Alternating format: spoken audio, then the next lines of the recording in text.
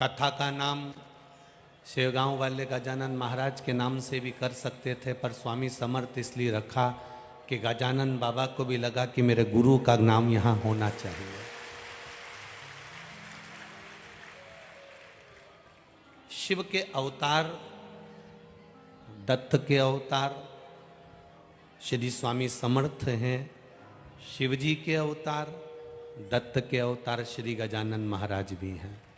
दोनों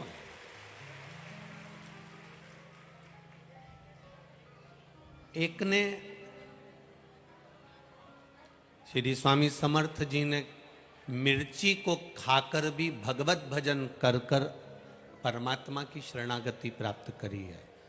गजानंद महाराज ने झूठी पत्तल में से चावल का दाना उठाकर भगवत भजन कर कर अपनी जिंदगी का आनंद पाया।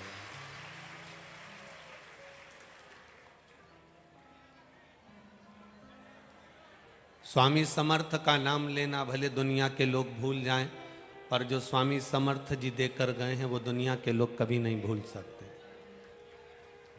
स्वामी समर्थ जी ने और श्री गजानंद जी महाराज जी ने दोनों ने एक बात बड़ी सुंदर दी है।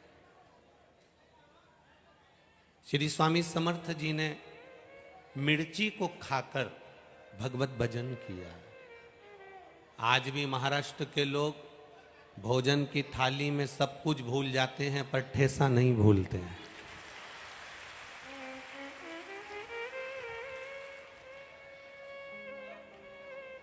मेरे स्वामी समर्थ जी ने कहा था, मिर्ची खाकर जीवन जी लेना, पर किसी को ठेस मत पहुंचाना, इसलिए उसका नाम ठेसा है।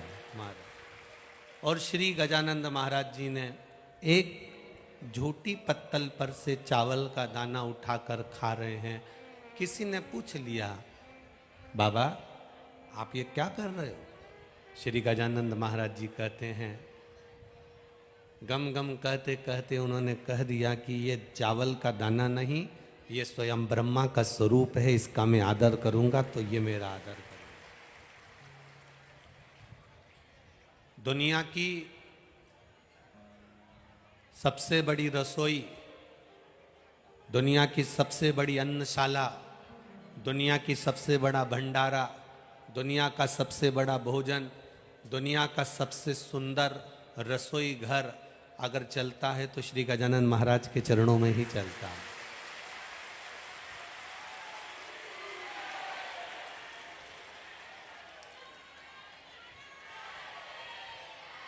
उसकी शरणागति, उसके चरणों का रस तत्व, उन्होंने गजानन महाराज ने अपने भक्तों से एक ही बात कही कि मैं भले ना हूँ इस पृथ्वी पर, मैं भले ना रहूँ इस भूमि पर, समाधि लीन हो जाऊंगा, पर जिस पत्तल पर मैंने झूठा चावल का दाना खाया है उस अन्न को मैं अमृत बनाकर जाऊंगा। जो यहाँ पाएगा वो सब रोग से मुक्त हो जाएगा। वो अमृत तत्व संत की वाणी, गुरु की वाणी दे जाती है। पूरा महाराष्ट्र, संपूर्ण महाराष्ट्र की भूमि संतों से भरी पड़ी है। आपकी भाषा में कहते हैं, महाराष्ट्र संता सून भरून आहे।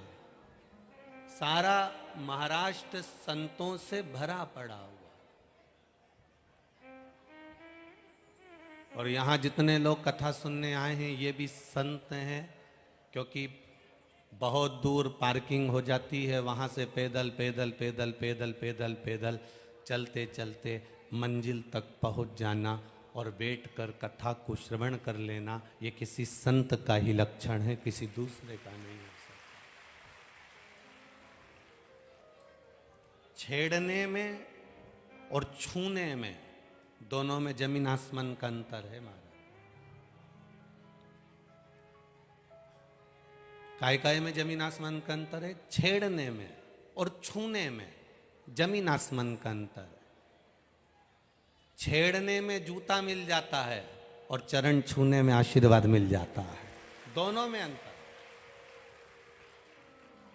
किसी को आपने छेड़ दिया, किसी को आपने अपशब्द कह दिया, किसी को आपने ताना दे दिया, किसी को अपशब्द कहा, किसी को कुछ कह दिया, तो कोई आपको मार सकता है, कोई आपको अपशब्द कह सकता है, कोई आपको ताना दे सकता है, कोई आपको गाली दे सकता है। पर जो मार्कंडे बाबा जैसा नियम बनाकर चलता है कि चरणों को प्रणाम करना है, चरणों में झुककर नमन करना है, दंडवत करना है, प्रणाम कर कर चलना है, जिसने अपनी जिंदगी में चरण को छूना सीख लिया, जिसने झुकना सीख लिया, जिसने प्रणाम करना सीख लिया,